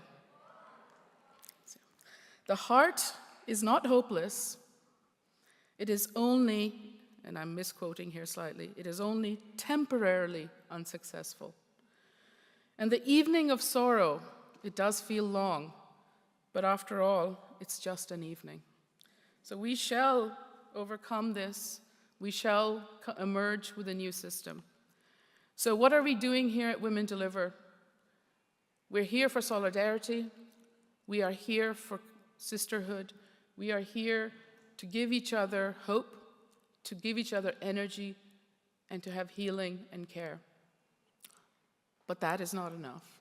We're also here to forge a new way forward, to name the system that never worked for us, that was never created for us, and to say that there are parts of it that we want to keep, because I also want to acknowledge, as was said before, standing on the shoulders of thousands of women who fiercely fought for Nairobi, for Beijing, for all the mandates and declarations and rights that have been encompassed right now in the multilateral system and in our national governments. But to say that we keep those principles, we keep those mandates, we keep those principles that are central to us, but we dismantle the system and we create a new one. And that is what the Melbourne Declaration, that you'll be hearing so much more about in the next few days, is going to bring us.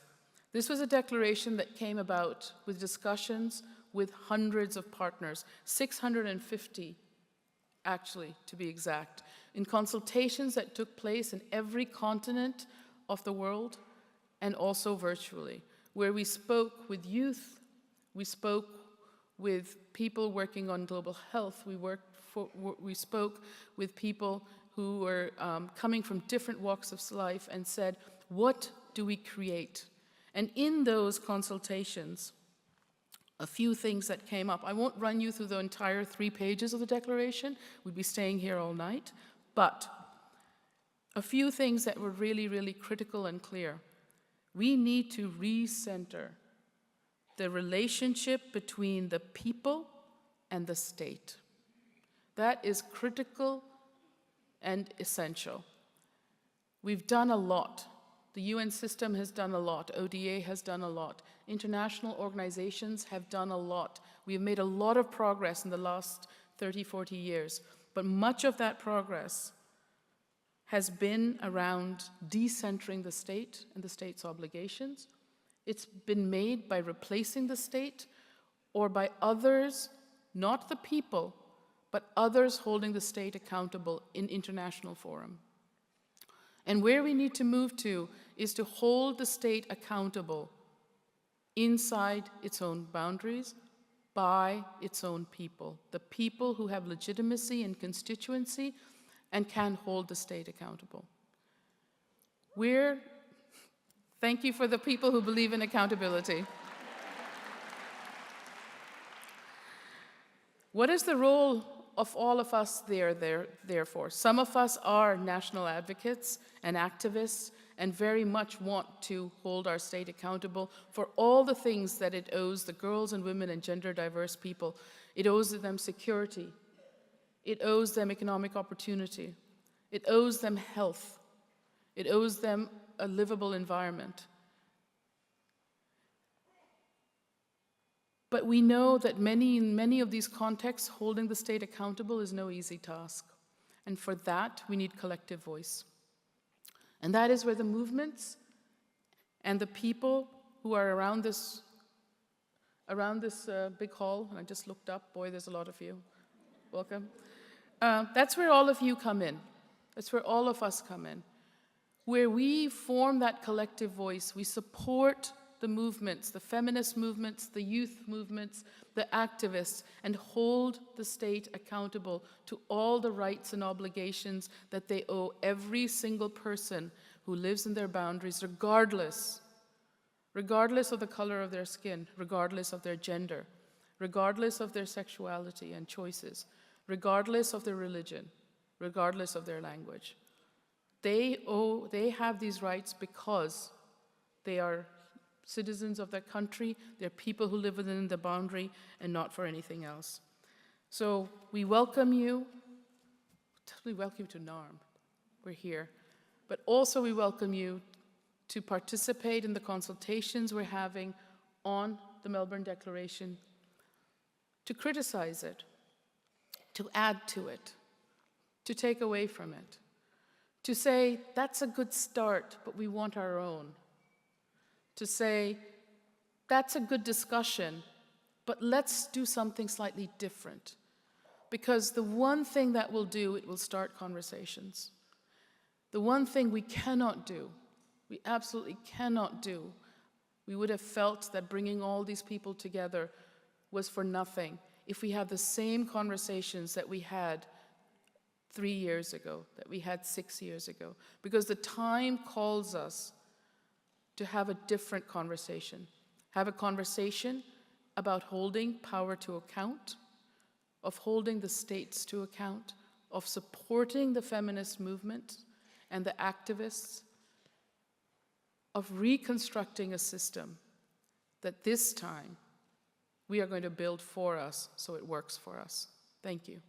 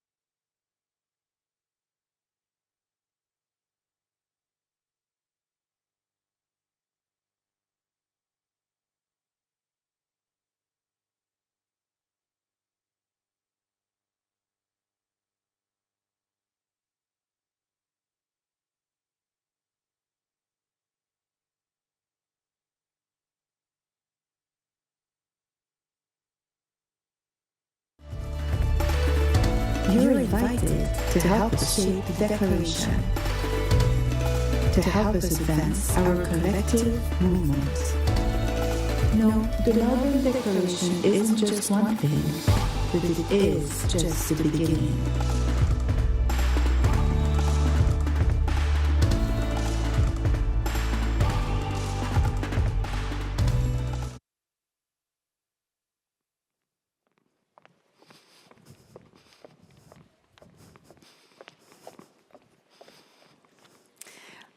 I sincerely hope we get to see that video around the conference, Maliha.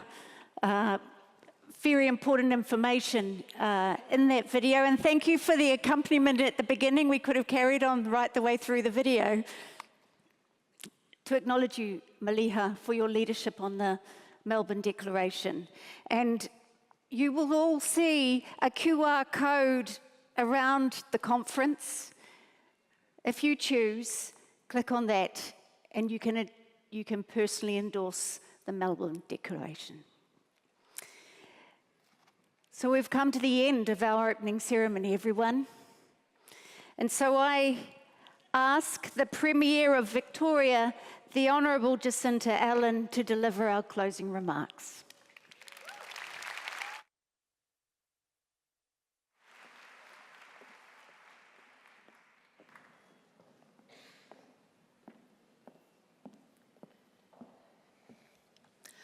Well, good evening, and I'm so honoured and humbled to join you here to make a few closing remarks at this incredibly important Women Deliver conference. And can I go back to the beginning of our opening ceremony and once again thank Auntie Di for that very special welcome to the beautiful Wurundjeri country on which we are gathered on here today.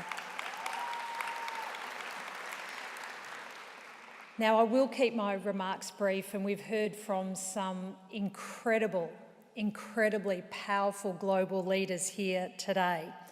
global leaders who are united in the purpose to drive change for a more equal world. Can I tell you, this is a hard act to follow. But I'm here tonight to welcome you to Melbourne and Victoria and to share with you, just over the next few minutes, the progress we are making here in this state for a fairer, more equal society for women and girls here in Victoria. So firstly, let me say welcome. Welcome to the delegates, the dignitaries and friends. If I can say a little parochially to you, welcome to the capital of Australia's sporting, artistic, live music and major events culture. Welcome to the sporting icon of the MCG and also too to the best coffee you will find anywhere in the world. But let me say this, I welcome you too to the place where workers here won the 8-hour day for the world, where the bionic ear, the modern refrigeration and the Ford Ute were invented. This city and state has long been home to the heart of ideas and change in this nation. We were the first jurisdiction in Australia to hold a royal commission into family violence. And this year, the first in Australia's long history to sign an historic treaty with our First Peoples.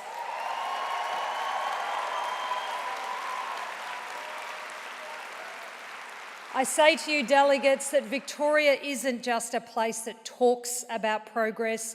We fight for it. We legislate it and we make it real for people's lives. And that is why, as Premier, we are so proud to welcome you here and host you for the Women Deliver Conference in Melbourne. Because bringing this conference to Victoria says something about who we are and what we believe in. That progress for women and girls matters and that governments have a responsibility to make it real. Something that has been echoed by the previous speakers here today.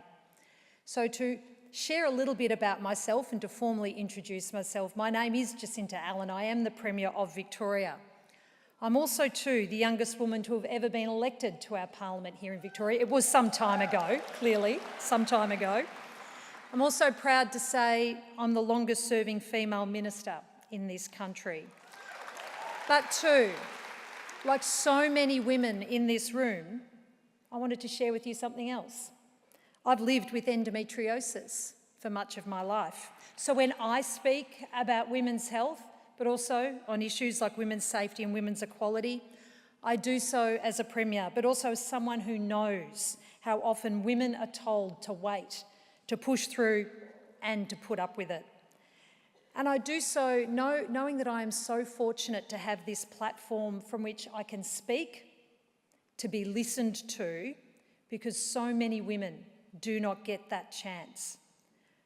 But having this privilege of this platform, I also take deeply seriously the responsibility and indeed the obligation I have as Premier to act, to make decisions, to make sure that inequality is not abstract. We see it in the girl in a classroom, dealing with the pain that she doesn't yet have words for. It's a woman having her symptoms dismissed. It's a victim survivor being told that she and her children have to leave their home. Well, here in Victoria, I'm proud to share with you that we've turned change into something real that women can feel.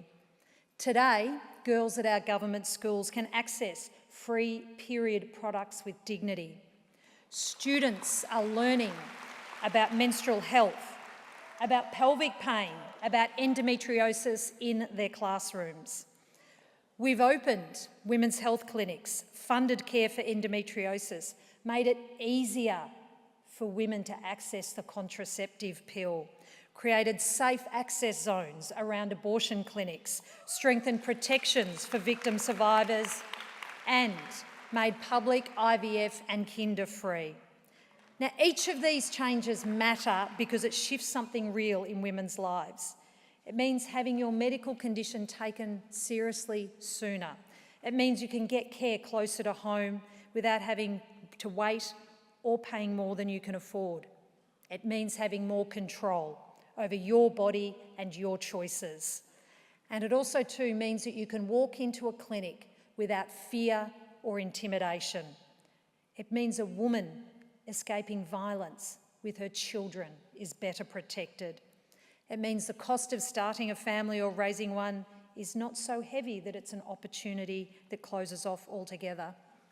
That is just some of what progress looks like. Easier, safer, healthier lives. And in that spirit, I'm pleased to share with you this evening that we are doing more, that we'll invest further funds to expand personal safety initiatives and increase access for Aboriginal women. It's a simple but powerful idea. For women and children escaping family violence, safety should not mean them losing their home, their routine, their community, and everything that's familiar to them. This initiative that we are funding will help victim survivors to stay safely in their own homes by funding practical security upgrades, stronger doors and locks, alarms, lights, cameras, measures that make a real difference. Because too often, violence forces women to carry the burden of someone else's actions. They're the ones that are expected to leave, the ones to uproot their children, the ones who are expected to start again. That's not justice. The burden of domestic violence should not fall to the victim. It needs to fall on the perpetrator. And we know too that women's experiences of domestic violence are not all the same. Different women face different barriers, different risks. There's different gaps in the support they need. That's why we are also going to expand specialist family violence support, emergency assistance and safe accommodation. And we're going to expand this for multicultural women, children and young people, older women, women exiting the prison system and gender diverse Victorians. And we're doing this because we must not lose sight of why these changes matter. They matter because equality is not abstract. It's about whether women can participate fully in work, in education, in family life, in their communities. It's about whether women have the same access to safety, to healthcare, to opportunity and to economic participation. That's backing women. It's also supporting families, benefiting communities. It makes our society fairer and it makes our economy stronger too. Because when women are safer, healthier and better supported to participate fully, everyone is better off. And that is why you have travelled from around the world to be here. It's why collectively we keep pushing for the change that calls us here. So in finishing, I say, in solidarity and in sisterhood, thank you. Thank you for being here. Thank you for the work you do, for your passion, for your leadership in your countries, in your communities, and in this global movement. Thank you for bringing that to this conference here in Melbourne, to Women Deliver. I can't wait to read that Melbourne Declaration and look to the change that will come in the years ahead. Thank you and enjoy your time in our great city.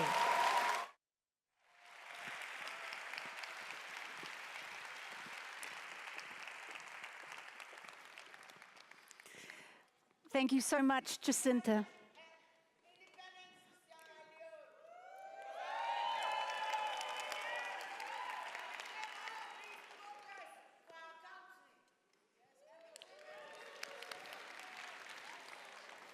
I want to add my support to that acknowledgement, Jacinta.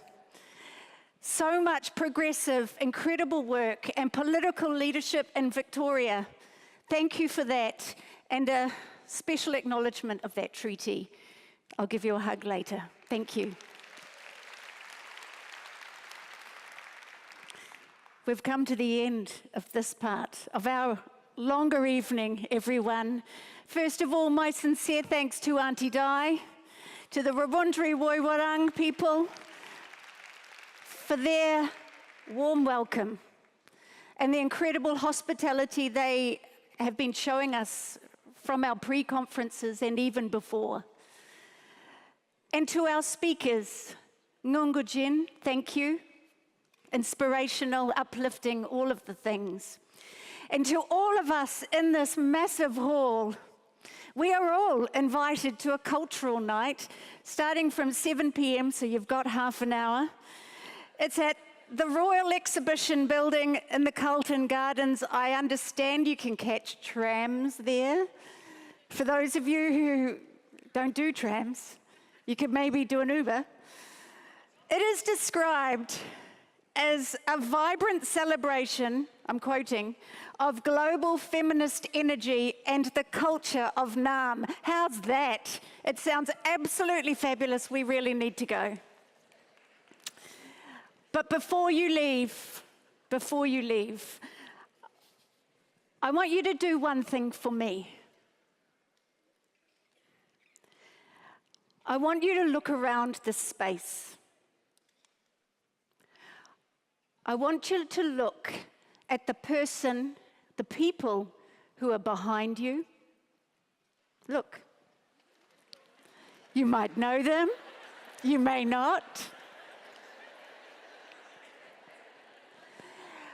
Look at the people who are in front of you.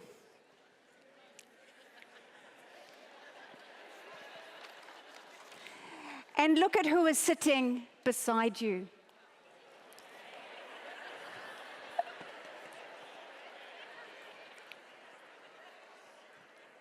Good. That's exactly what I wanted.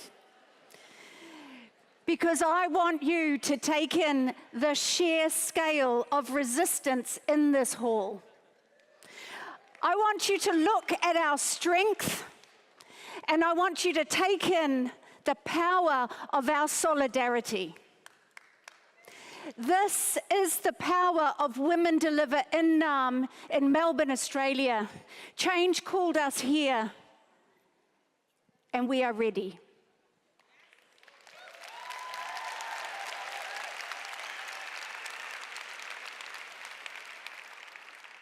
So please, enjoy your night, because tomorrow we have a lot to do. Kia ora mai rā tātou. Thank you very much.